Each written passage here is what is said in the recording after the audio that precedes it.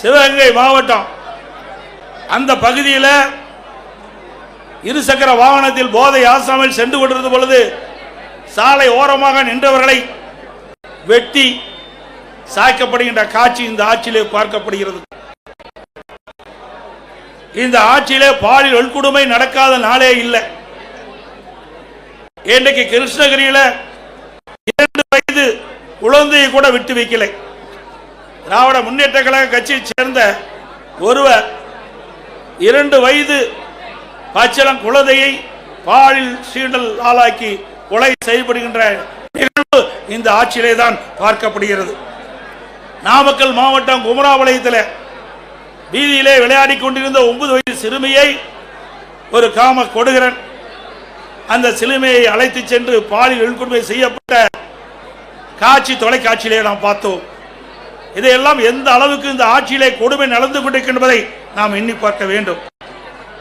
இன்றைக்கு மதுராந்தகம் அருகிலே இருசக்கர வாகனத்திலே சென்று கொண்டிருந்த ஒரு பெண்மணியை சில பேர் கடத்தி சென்று பாலியல் வன்கொடுமை செய்கின்ற நிகழ்வு இந்த ஆட்சியிலே தான் பார்க்கப்படுகிறது. அண்மையிலே 3 நாட்களுக்கு முன்பு தூத்துக்குடி மாவட்டம் விளாத்திக்குளம் பகுதியிலே பள்ளியிலே படிக்கின்ற மாணவி அந்த மாணவியை கடத்தி சென்று பாலியல் வன்கொடுமை செய்து கொலை செய்கின்ற ஒரு துர்பாக்கியமான ஆட்சி இந்த ஆட்சியிலே பார்க்கப்படுகிறது.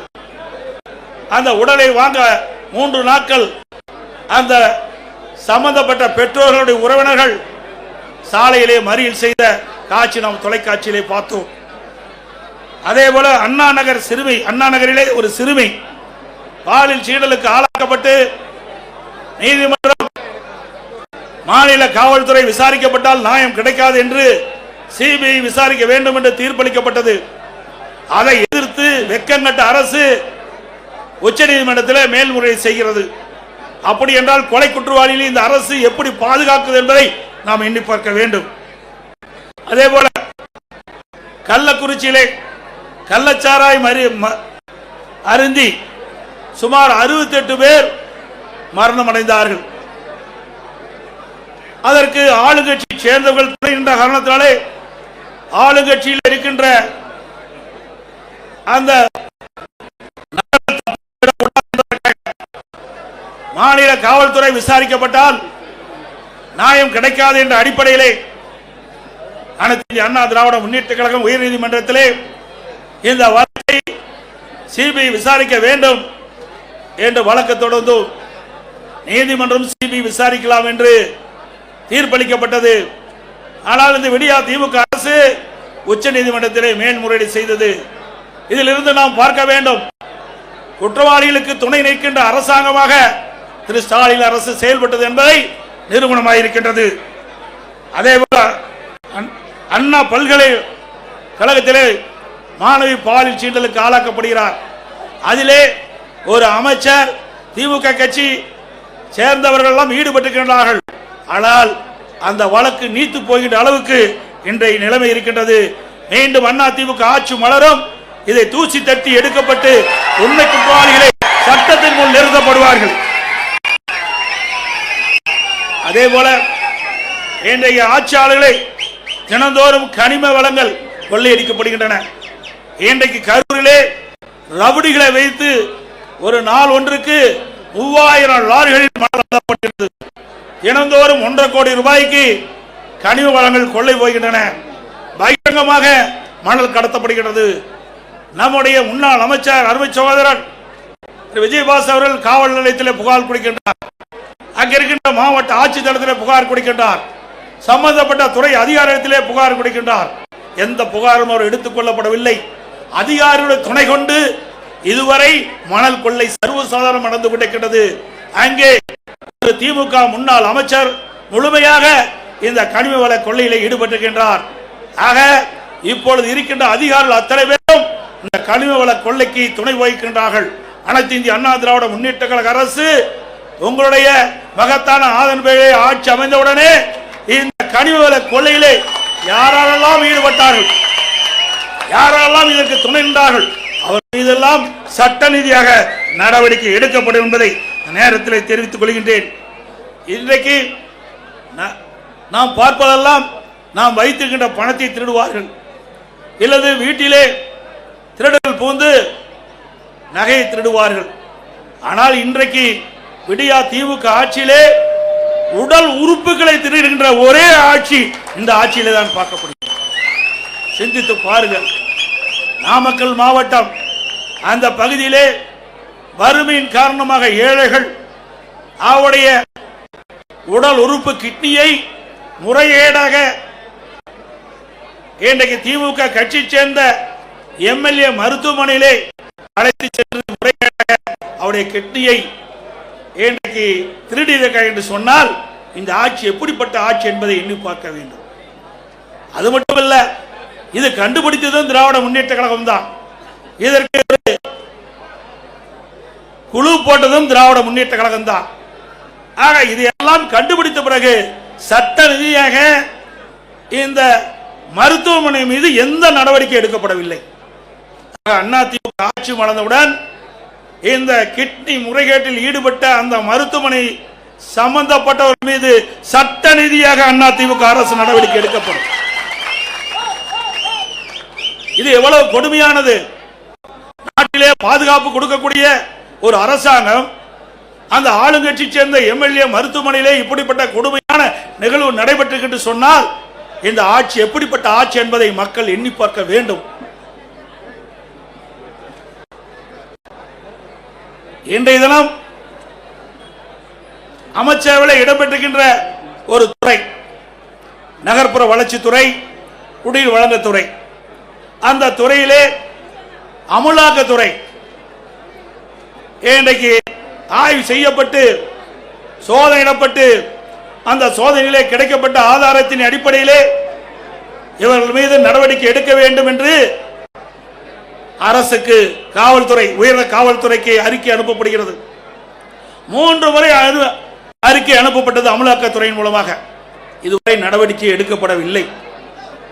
இன்றைக்கு இந்த துறையைச் சேர்ந்த அமைச்சர்கள், இந்த துறையைச் சேர்ந்த அதிகாரிகள் மீது இன்றைக்கு அந்த அமலாக்கத்துறை ஆதாரத்தோடு கண்டுபிடிக்கப்பட்ட அறிக்கையின் அடிப்படையிலே அங்கே முதல் தகவல் அறிக்கை பதிவு செய்யப்பட வேண்டும். ஆனால் இதுவரை செயல்படவில்லை.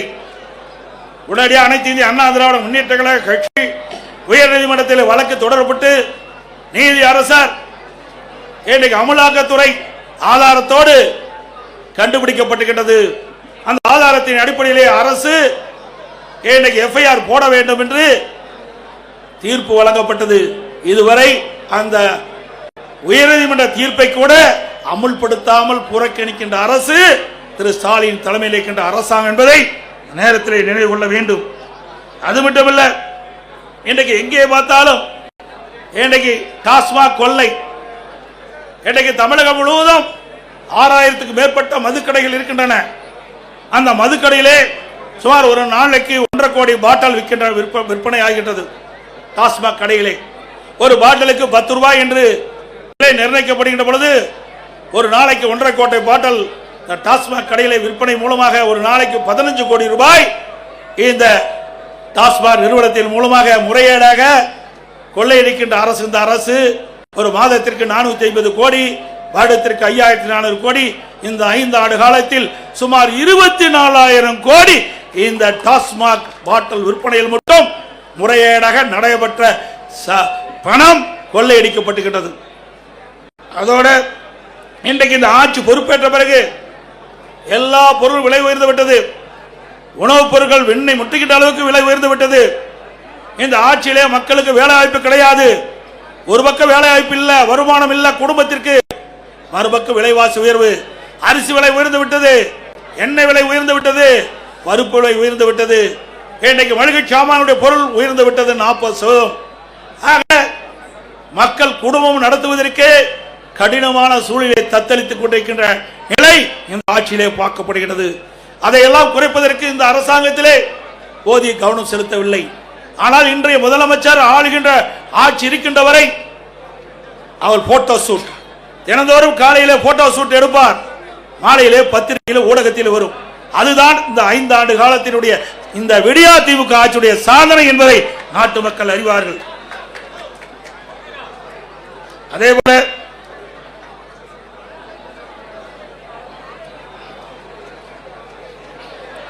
இந்த ஆட்சி பொறுப்பேற்ற பிறகு மின் கட்டணம் பல மடங்கு உயர்ந்து விட்டது.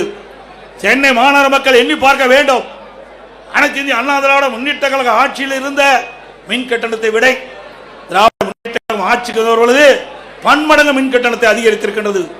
அண்ணா திமுக ஆட்சியிலே 1000 ரூபாய் மின் கட்டணம் செலுத்துவோர் என்றால் இப்பொழுது 2500 ரூபாய் மின் கட்டணம் செலுத்த வேண்டிய சூழ்நிலை ஏற்பட்டிருக்கிறது. சுமார் 67% மின் கட்டண உயர்வு. கடைகளுக்கு பீக் ஹவர்ல டபுள் சார்ஜ் மின் கட்டண உயர்வு. ஆண்டுக்கு 5% மின் கட்டண உயர்வு என்று அறிவிக்கப்பட்டு இந்த அரசு மக்களை வாட்டி வதைக்கின்றது. அதே போல வீட்டு வரி 100% உயர்த்தப்பட்டு விட்டது. இன்றைக்கு 1000 ரூபாய் வீட்டு வரி செலுத்துகின்றவள் இன்றைக்கு 2000 ரூபாய் வீட்டு வரி செலுத்த வேண்டும் மாநகர பகுதியிலே. அதோட கடைக்கு அண்ணா திமுக ஆட்சியிலே 1000 ரூபாய் நீங்கள் கடை வரி செலுத்த வேண்டும் இருந்தால் இப்பொழுது 2500 ரூபாய் கடைக்கு வரி செலுத்த வேண்டும். அது மட்டும் இல்லாம ஆண்டுக்கு 6% இந்த வரிகள் உயர்த்தப்படுகின்றன. இதனால் மக்கள் மீது மிகப்பெரிய வரி சுமையை சுமத்திய அரசாங்கம் திரு ஸ்டாலின் அரசாங்கம் என்பதை நேரத்தில் தெரிவிக்க விரும்புகின்றேன். அதே போல கட்டிடம் கட்டுகின்ற அனுமதி கிட்டத்தட்ட பன்மடங்கு உயர்த்தப்பட்டுகின்றது. 2 மடங்கு உயர்த்தப்பட்டுகின்றது. 1000 சதுரடி கட்ட வேண்டும் என்று சொன்னால் அண்ணா திமுக ஆட்சியில் இருந்தது விட இப்பொழுது இருக்கின்ற விடியா திமுக ஆட்சியில் பிளான் அப்ரூவ்டுக்கு மாநகராட்சி பகுதியில் 3 மடங்கு அதிக கட்டணம் வசூல் செய்யப்படுகிறது. அதே போல கட்டுமான பொருட்கள் வேண்டும் கடுமையாக உயர்ந்து விட்டது. திராவிட முன்னேற்ற கழக தேர்தல் அறிக்கையிலே குறிப்பிட்டிருந்தார்கள், கட்டுமான பொருட்கள் விலை ஏறுகின்ற பொழுது அதை அத்தியாவசிய பட்டியலில் சேர்க்கப்பட்டு விலை கட்டுப்பாட்டுகள் கொண்டு வரப்படும் என்று நான் சட்டமன்றத்திலே இன்றைக்கு அந்த துறையுடைய அமைச்சரை கேட்டேன். நீங்கள் இப்பொழுது கட்டுமான பொருட்கள் விலை உயர்ந்து விட்டது. நீங்கள் கூறியவாறு நீங்கள் அறிவித்தவாறு கட்டுமான பொருட்கள் விலை உயர்கின்ற பொழுது தேர்தல் அறிக்கையிலே குறிப்பிட்டீர்களே பட்டியலில் இதை சேர்க்க வேண்டும் என்று குறிப்பிட்டேன். பதிலே இல்லை. இன்னைக்கு சிந்தித்து பார்க்க வேண்டும். கட்டுமான பொருட்கள் கட்டுக்கடங்காத விலையாக உயர்ந்து விட்டது. கம்பி டன் 40,000 ரூபாய்க்கு அண்ணா திமுக ஆட்சி இன்னைக்கு 60,000 ரூபாய்க்கு விற்கிறது. சிமெண்ட் ஒரு மூட்டை அண்ணா திமுக ஆட்சியில் 240, இன்னைக்கு 340 ரூபாய். அதுபோல எம்சாண்ட் 3000 ரூபாய்க்கு வித்த எம்சாண்ட் 5500 ரூபாய். ஜல்லி ஒரு யூனிட் 2000 ரூபாய்க்கு வித்தது 6000 ரூபாய்க்கு விற்கிறது. இப்படி பன்மடங்கு கட்டுமான பொருட்களுடைய விலை உயர்ந்தனால கட்டுமான தொழில் கடுமையாக பாதிக்கப்பட்டது. லட்சக்கணக்கான தொழிலாளர்கள் பாதிக்கப்பட்டார்கள். வீடு கட்டுகின்றவர்கள் மிகுந்த வேதனைக்கு உட்பட்ட நிலை இன்றைக்கு உருவாக்குகிறது. அது மட்டுமல்ல, ஸ்டாலின் எப்பொழுது பார்த்தாலும் சொல்லுகிறார் இந்தியாவிலேயே முதல் மாநிலம் தமிழ்நாடு என்று சொல்லுகிறார். எதில் முதல் மாநிலம்? கடன் வாங்குவதிலே முதல் மாநிலம் தமிழ்நாடு. அத்தனை பேரும் கடன்காரனா ஆக்குனது திமுக ஆட்சியில மறந்துவிடக் கூடாது. இந்த கடனை எல்லாம் நாம் தாம் அடைக்க வேண்டிய சூழ்நிலைக்கு தள்ளப்பட்டிருக்கும் என்பதையும் எண்ணி பார்க்க வேண்டும். அதோடு இன்றைக்கு திராவிட முன்னேற்ற கழக ஆட்சி அமைந்த பிறகு 2026 மொத்த கொலைகள் 110 கொலைகள் இந்த ஆண்டு மட்டும் நடந்திருக்குது. பிப்ரவரி 2026 மொத்த கொலைகள் எண்ணிக்கை 84, மார்ச் 17 எண்ணிக்கை 52. கடந்த 75 நாட்கள்ல நடந்த மொத்த கொலை எண்ணிக்கை 246 கொலைகள் நடக்குது. கொலைகள் நடக்காத நாளே இல்லை. இந்த ஆட்சி பொறுப்பேற்றது மக்களுக்கு பாதுகாப்பு இல்ல, சிறுமிகளுக்கு பாதுகாப்பு இல்ல, பெண்களுக்கு பாதுகாப்பு இல்ல, ஒட்டுமொத்த தமிழ்நாட்டு மக்களுக்கே பாதுகாப்பு இல்லாத ஒரு சூழ்நிலை நிறைந்த மாநிலம் தமிழ்நாடு. இன்றைக்கு கடந்த ஒரு இடத்தில் நடந்த கொலைகள் எண்ணிக்கை மட்டும் 1408. இத அதிகாரிகளை வைத்து இன்றைக்கு பேட்டி கொடுக்கிறாங்க. ஏன் ஆட்சியாளர்கள் பேட்டி கொடுக்க முன் வரல? ஏன்னா அவ்வளவு பிரச்சனை இந்த ஆட்சியில் இருக்கின்ற காரணத்தினால அவர்களால் முன் வந்து இந்த செய்தியை மக்களிடத்திலே தைரியமாக சொல்ல முடியாத ஒரு அவல ஆட்சி திமுக பார்க்கப்படுகிறது என்பது நேரத்தில் தெரிவிக்க விரும்புகின்றேன். அது மட்டுமல்ல, இன்றைக்கு லாக்அப் மரணம் சிந்திச்சு பாருங்க. சிவகங்கை மாவட்டம் கோயில் காவலாளி அஜித்குமார் ஒரு திருட்டு வழக்கில் வேண்டுமென்றே திட்டமிட்டு அவர் மீது வழக்கு பதிவு செய்யப்பட்டு அவர் கஸ்டடியிலே கொலை செய்யப்பட்டுகின்ற நிகழ்வு இந்த ஆட்சியிலே பார்க்கப்படுகிறது. ஆகாஷ் லாக்அப் மாறணும். அவர்களும் இன்றைய நிலையில இந்த ஆட்சியாளர் கொடுமையால இன்றைக்கு அந்த உயிரை நாம் இழந்திருக்கின்றோம். இன்றைக்கு திராவிட முன்னேற்ற கழகம் 2021 சட்டமன்ற பொதுத் தேர்தலில் சுமார் 525 அறிவிப்புகள் வெளியிட்டாங்க. 1% அறிவிப்புகள் கூட 1/4 அறிவிப்பு கூட இதுவரைக்கும் நிறைவேற்றப்பட்டுள்ளது. அத்தனையும் பொய். இன்றைக்கு ஸ்டாலின் சட்டமன்றத்திலும் இன்றைக்கு ஊடகத்திலும் அவர் பேசுகின்ற பொழுது, கருத்துக்களை சொல்லுகின்ற பொழுது, திராவிட முன்னேற்ற கழகம் 98% அறிவிப்புகள் நிறைவேற்றப்பட்டதாக ஒரு பச்சை பொய்யை இன்னைக்கு மக்களிடத்திலே சொல்லிக் கொண்டிருக்கின்றார். அத்தனையும் பொய். மக்கள் புரிந்து கொண்டார்கள். இந்த ஆட்சியை விரட்டி அடிக்க மக்கள் முன் வந்து விட்டார்கள். இன்றைக்கு கொடுக்கப்பட்ட வாக்குறுதியை நிறைவேற்றாத காரணத்தினாலே அரசு ஊழியர்கள் வீதியிலே வந்து போராடக்கூடிய சூழ்நிலைக்கு தள்ளப்பட்டார்கள். அதே போல தூய்மை பணியாளர்கள் எப்படி கொடுமைப்படுத்தினார்கள் இந்த ஆட்சியிலே என்பது அத்தனை பேருக்கும் தெரியும். ஊடகத்திலும் பத்திரிகையிலும் பார்த்தோம். அப்படி தூய்மை பணியாளர்களையும் கொடுமைப்படுத்திய அரசாங்கம் விடியா திமுக அரசும். அதே போல கொடுக்கப்பட்ட வாக்குறுதியை நிறைவேற்ற வேண்டும் என்று பகுதி நேர ஆசிரியர்கள், சத்துணவு அமைப்பாளர்கள் வீதியிலே வந்து போராடுகின்ற நிலை இந்த ஆட்சியிலே பார்க்கப்பட்டது என்ற செய்தி இந்த நேரத்தில் தெரிவித்து, இன்றைக்கு இவ்வளவு பிரச்சனைக்கு காரணம் சட்ட ஒழுங்கு நிரந்தர டிஜிபி நியமிக்கல. கிட்டத்தட்ட 9 மாத காலமாக நீதிமன்றம் குறிப்பிட்டு கூட இன்னும் தமிழகத்தில் ஒரு நிரந்தர சட்ட ஒழுங்கு டிஜிபியை நியமிக்க முடியாத ஒரு திராணற்ற அரசு விடியா திமுக அரசாங்கம் என்பதை நேரத்தில் தெரிவித்து, இனியாவது பத்திரிகையாளர் ஊடக நண்பர்களும் தகுதியுமா செய்தி போடுங்க. எத்தனை நாள் பயந்து பயந்து இருந்தது போது.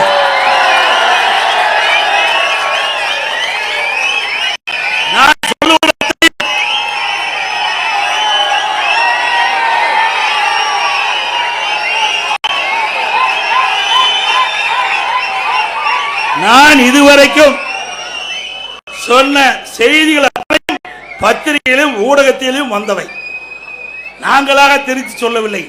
ஆகவே இந்த உண்மை செய்திகள் எல்லாம் நாட்டு மக்களுக்கு கொண்டு போய் சேர்க்க வேண்டிய கடமை ஊடக நண்பர்களுக்கும் பத்திரிகைகளுக்கும் இருக்கின்ற என்பதை உணர்ந்து செயல்பட்டு நாட்டு மக்களை பாதுகாப்பதற்கு நீங்கள் அத்தனை பேரும் ஊடக நண்பர்களும் பத்திரிகைகளும் துணை நிற்க வேண்டும் என்று அன்போடு உங்களை கேட்டுக்கொள்கின்றேன்.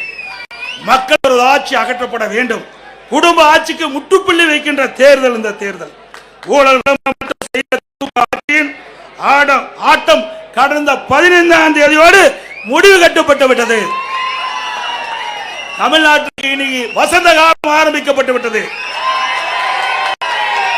பெண்களுக்கு பாதுகாப்பான ஆட்சி விரைவிலே மக்களால் கொடுக்கப்படுகிறார். இளைய சமுதாயத்திற்கு ஒளிமயமான எதிர்காலம் காத்துக் கொண்டிருக்கின்றது. மே மாதம் ஆட்சிக்கு வருவோம், நல்ல ஆட்சி அமைப்போம். நடைபெறவுள்ள சட்டமன்ற பொதுத் தேர்தலிலே அனைத்து இந்திய அண்ணா திராவிட முன்னேற்ற கழகம் தலைமை தாங்கியுள்ள தேசிய ஜனநாயக கூட்டணி அதிக வெற்றி பெற வேண்டும். அனைத்து இந்திய அண்ணா திராவிட முன்னேற்ற கழக வேட்பாளர் நிற்கின்ற தொகுதியிலே 2 லட்சத்திலே வாக்களித்து வெற்றி பெற செய்யுங்கள். நம்முடைய தேசிய ஜனநாயக கூட்டணி சார்பாக போட்டியிடுகின்ற வேட்பாளருக்கு அவருடைய சின்னத்திலே வாக்களித்து அவர்களை வெற்றி பெற செய்ய வேண்டுமாய் கேட்டு விடைபெறுகின்றேன். நன்றி.